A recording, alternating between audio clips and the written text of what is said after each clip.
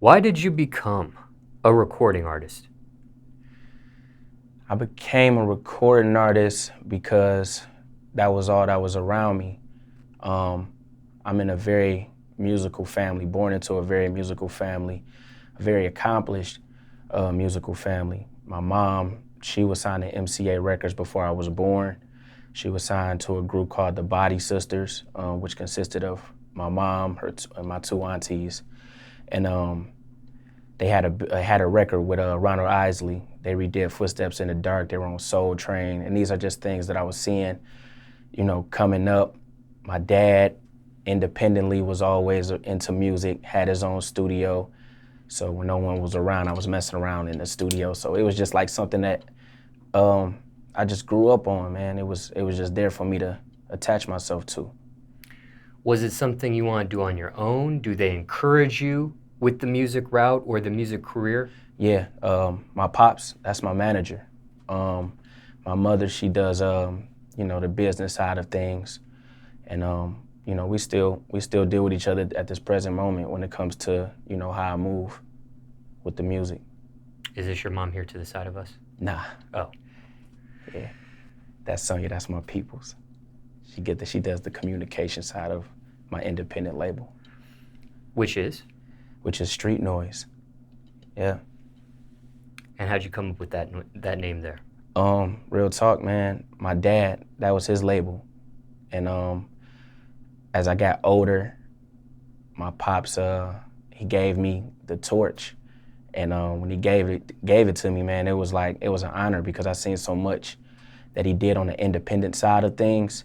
And it just made me want to continue that legacy and push that brand and that name forward. You know what I mean? I feel like it's a traditional thing now. It's not just a label. Now, forgive me if I'm repeating this question, but I don't know if you answered it quite exact. I had asked you initially, did you want to do this on your own, or were you encouraged on the music side of things and to go and to have a music career? I wouldn't say encouraged. So I would say I did it on my own. I was inspired. You know what I mean? It was not just my parents. It was just seeing people like Criss Cross. It was like, Naughty by Nature. I got influence. You know what I mean? I loved music. I still love music. And that was one of the things where it was like, you know what? I'm gonna try this out. It's like some people in the hood they seen Jordan and never picked up a basketball, but they had to see that to say, I'm gonna fuck with that. I wanna do that. Now, when you pursue this, do you want the help of your parents, or do you want to do things on your own without their help? Man, I would love to do this with them, for life, but I know that's not reality. You know what I'm saying? I was doing it by myself once I got a little older, like high school. It was kind of like, let me do it because I was watching the internet too much. I felt like the cats like Soulja Boy and those people who I felt had overnight success, all I had to do was just drop a song and put it on the internet and my luck would come, And when I figured out that the business, that wasn't the truth, because I dropped many projects, many mixtapes and things like that, and the only people who was gravitating to it was the people that fucked with me, people in school, people from my neighborhood, but I wanted it to go bigger. So once I figured out that wasn't how it went, I approached my father and I asked him, I'm like, yo, at this time he's in retirement. He's not even doing music. I asked him, I'm like, can you help me out? Can you be my manager and show me how this is supposed to be done? Because I watched you do it, you know what I mean? And I watched, people have some good success, doing it. And we went from there and we ain't looked back. Was he reluctant at all? Nah, yeah. When I told him that, when I asked him that, it was kind of like overwhelming.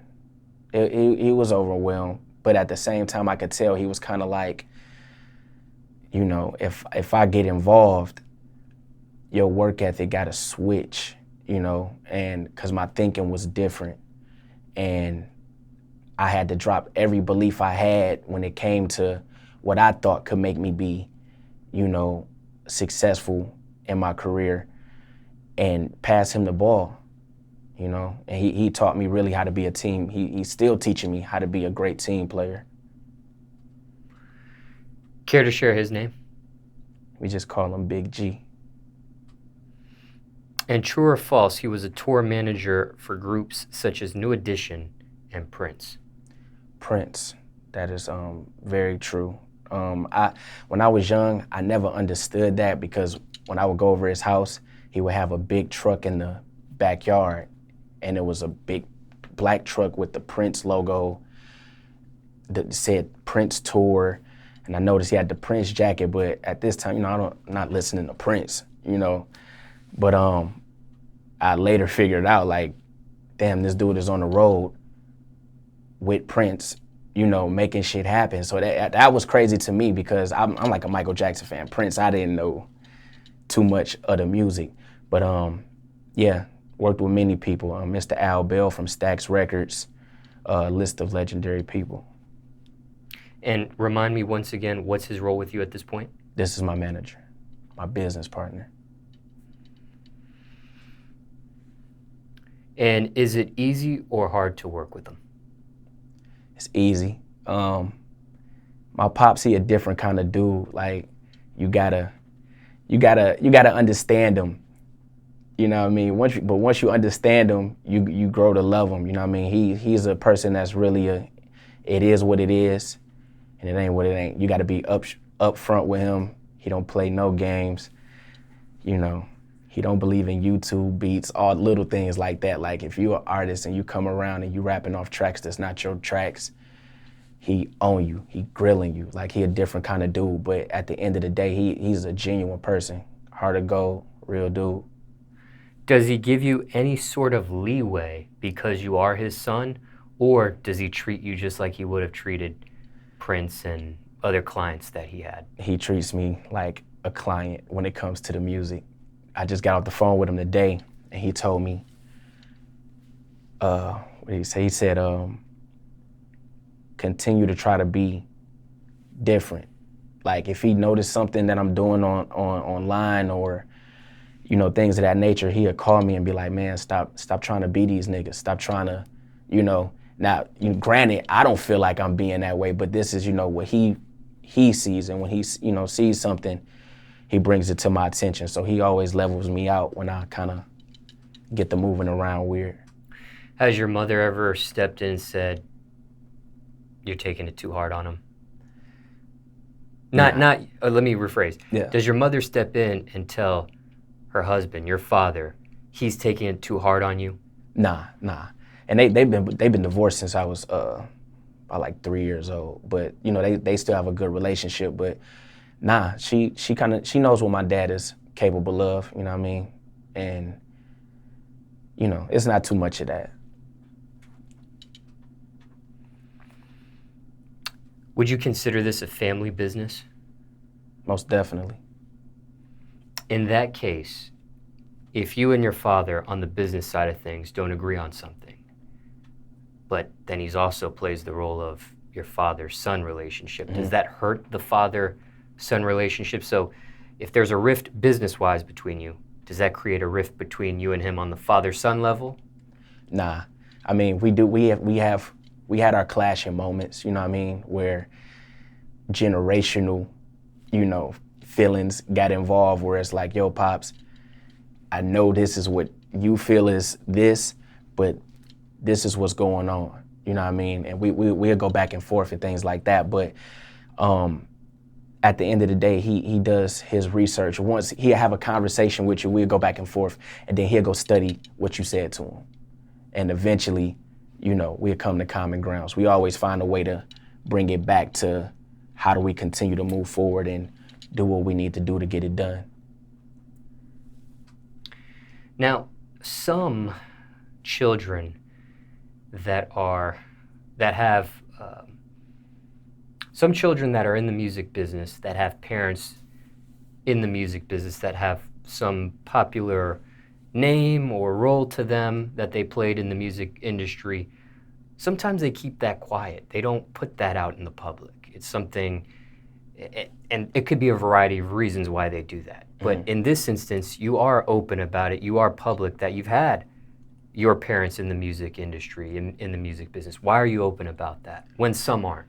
Because I'm proud. I mean, not to discredit anyone who doesn't, but I'm proud of this. You know what I mean?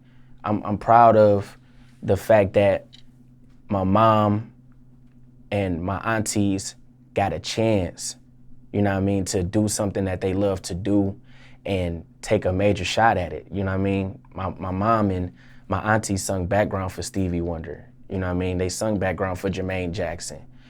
You know what I mean? My pops, he had a dollar in a dream, you know what I mean? And those are stories that I look at and get inspired by. And that's why I'm proud to talk about it, and I'm open to talk about it because, you know, you don't get too many people with parents that support. You know what I mean? Even though I may say what I say in my records and things of that nature, they still view the bigger picture of this is what's keeping me out of trouble.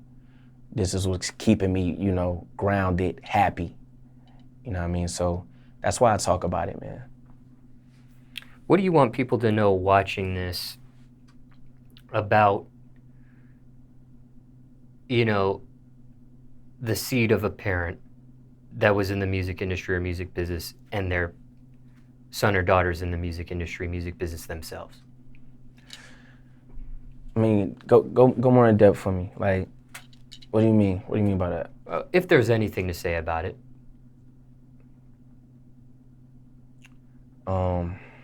Like, for instance, when a son or daughter of somebody in the music industry, music business, rises up the ladder, Yeah. Some may think that that son or daughter is privileged in a sense because they've had those roots already. Mm-hmm.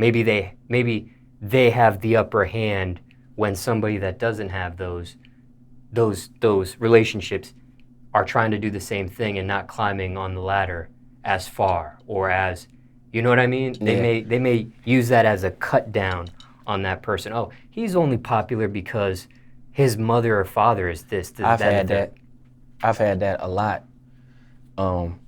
throughout since I started. You know what I mean? The people who really know me, you know, I hear talk from certain people, certain artists, you know what I mean? Like, man, he's doing that because he's plugged in like that.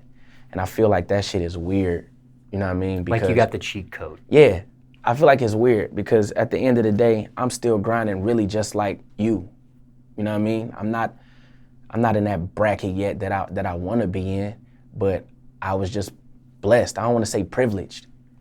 I was blessed. I didn't ask for my setup. That's just how it happened. And I grind, man. I grind like my story doesn't exist.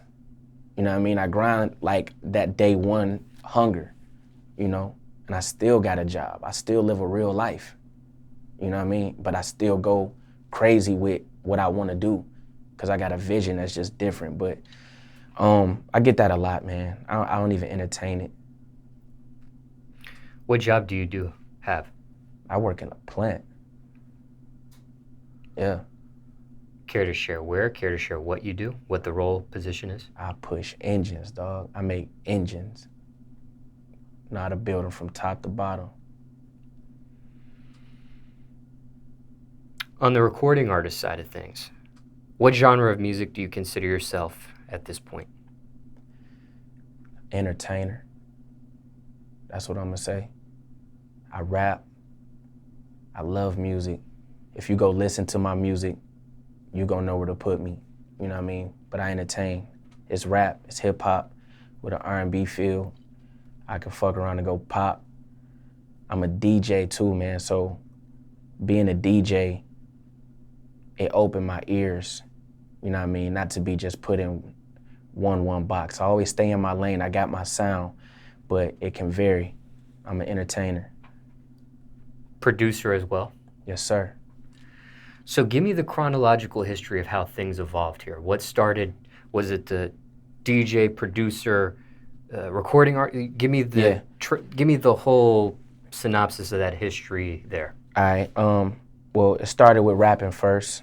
My mother, she was working with Michael Bivins, a New Edition. She was the VP, Vice President of BF10 Records, which was Michael Bivins' label. Michael was looking for new talent. You know, he was previously coming off groups like 702, Subway, a list of others. He formed 7 kids. They were called Magnificent Seven. And I would be around the Universal. I lived in New York for a minute with my mom. I would be in the Universal building, man, and I'm just there with my mom. I'm not knowing what's going on. I just feel like this is her job. And I'm noticing, I'm seeing people like Lil Wayne. You know, at this time, I don't know them. I'm seeing these people though, Baby, Eve, Rough Riders, all these people running through this building. And Magnificent Seven was created. This is the first group that comes out under the BF10 umbrella of what he's trying to do with BF10 Pee-wees. 7 kids. He then brought on 2 other guys, which was Robert from Day 26 at the time. Then there was another kid from my city, Rashad, they call him Ray Ray. At this point, it's 9 people. I'm seeing what's going on and I want to be a part of it because to myself, I already rap, you know what I mean? But people didn't really know that I could spit or had what it took. I went in the boardroom, nobody was in there, and I jumped on the table, and the table was real glossy. And I was on the table just rapping. They had big speakers in here. This is where they would have listening sessions and things like that. And I was rapping, and I heard somebody come, and I jumped off the table. They asked, who on the table? And they looked, and they seen my Nike prints and stuff like that. And somebody was listening and said, yo, Peggy's son, he was in there rapping. And Mike heard about it, and I just, at this point, was like, I'm sorry, you know, crying, da-da-da. I really want to be in the group. I really want to rap, da-da-da. And he gave me my shot. And I was the 10th member, you know, and we went from there. We dropped the album in '99, June 15th. I just knew something was different because we all from different places. So we would go home, come back, go home, come back. After the album dropped, we went home and we never came back. You know what I'm saying? And that shit was like weird. So I asked my mom, I'm like, yo, what's going on? And she was like, Mike's having problems at the label, and she left it like that. I never seen those guys really. I would see Robert and Ray Ray because we lived in the same city, but I never seen the other guys again. And that put a battery in my back because I was confused. I'm like, yo, I'm popular at school. We performed at my school. You know, things was wild back then. And at this time, I'm 8, 9 years old. And that's when my hustle kicked in. I said, Mom, what can I do to continue to get some money? She said, but you 9 years old, like, go to school, you know, at that point. And I told her, I want to do something. I went to school the next day and I seen a dude from Detroit, his name's Smiley the Clown. Shout out to Smiley the Clown because this is where it went crazy. I seen Smiley the Clown come to the school. He's a rapping birthday clown. And when I seen him, everybody was hyped, turned up for him. I'm like, dog, I ain't never seen no kid clown, no kid rapping clown. I went home, Ma, I want to be MC Glenn the rapping birthday clown. She like, let's do it. Spray painted my Timbs gold, got the clothes, and she made flyers and posted them all throughout the hood on the east side. And people start calling. And when they called, I would go to their parties. All I gotta know is what's your age, what's your favorite food. I could freestyle real good. She'd do the face painting. We was killing them. Did 3 shows. I got, I did 3 shows. And when I just looked at how much I made just off of that, it was like, okay, let's keep going. I went with it a few more months and I said, all right, it's time for something else. Went to a block party, seen a dude DJing. I walked up to him, I asked him, how much do you make doing this? I'm 13, 12 years old right now. He like, man, I'm eating. That's all he told. I never forget that he told me that. He said he's eating. And I asked my mom, I said, Mom, for Christmas, I want some turntables. And she got them. And when she got them, every time I would get out of school, I wasn't out in the streets. I wasn't, you know, out hanging too much. I was always in that basement practicing. And once I got good and I felt confident, my cousin asked me to DJ her girls' sleepover. And I'm like, I love to DJ it. This the girls' sleepover, I'm there. I DJ it. The moms come up to me, you nice, you got a card? Ask my mom. They would exchange information. I did somebody's party, same thing. Did somebody else's party, it was becoming a word of mouth thing. And I started doing proms. I did King High School prom. I did every prom in the city of Detroit really during this time at 14 years old, DJing they proms. So that's where it kind of kept going. I never thought back then to be like, well, why don't I play some of my music while I DJ? You know what I mean? But then I started thinking about that, and I would slip some of my records in as I'm DJing, and I would notice the room would still be in control, like it's a record they know and things of that nature. And that's kind of how that started happening. Eventually, my mom got me a computer. My mom had a little friend at the time, and he made beats. He had the first Fruity Loops. And I asked him, I was like, can I play with the Fruity Loops? He would let me play with it, and I wanted it. He gave me the program. At this time, there's no VSTs, there's no drum kits, there's nothing to make it sound like the beats I make today. But I started watching SoundClick producers like Johnny Giuliano, Vibes, Superstar O, and started to imitate those sounds, and eventually found my own swag, and sold my first beat and ain't looked back since, man. And I've been going hard with all three, the rapping, DJing, and producing. Do you feel like you're a jack of all trades? Do you feel like you're a master of none because you do all three? Yeah, I feel like I'm a jack of all trades. I feel like whatever I'm interested in, I'm gonna master it. I'm gonna master it because it's just in me. You know what I mean? There's certain things I can't explain, but when I'm interested in something, I'm gonna go full-fledged to make it happen. Let me rephrase that question. I should have probably said it in this manner. Do you feel like, well, let me say this. Why not master in one instead of being a master of none? I feel like they all mastered. Okay. Yeah, I feel like they all mastered. I go to sleep and I wake up to PayPals of all my beats being sold on BeatStars. I wake up, I'm getting calls to DJ every other weekend. I get on, I get in the booth and, I look on my Spotify and see over 100,000 people listening, and independently, I feel like that's mastering. You know what I mean? I feel like I'm a master at what I'm doing. Are you doing all three because you want to know maybe what's gonna be more popular and then ride off with that? Nah. Or nah. It's the love, man. It's the love, People don't take Shaq serious as a DJ, but that motherfucker's a cold DJ. You know what I mean? They like, man, put that basketball in your hand. What the fuck is you doing? You know what I'm saying? But when you got a passion for something, I had, and I'm not gonna say his name, but I got a call from somebody very big, and they asked me that question: what do you see yourself as? My reply was, what do you see me as? I can't sit here and tell you I'm a DJ on Thursday and I'm a rapper on Monday. Looze Cannon is all that he says he is. And that's point blank. do you feel like if you concentrated strictly on one of these items, though, you'd be farther off in your career than where you're at now?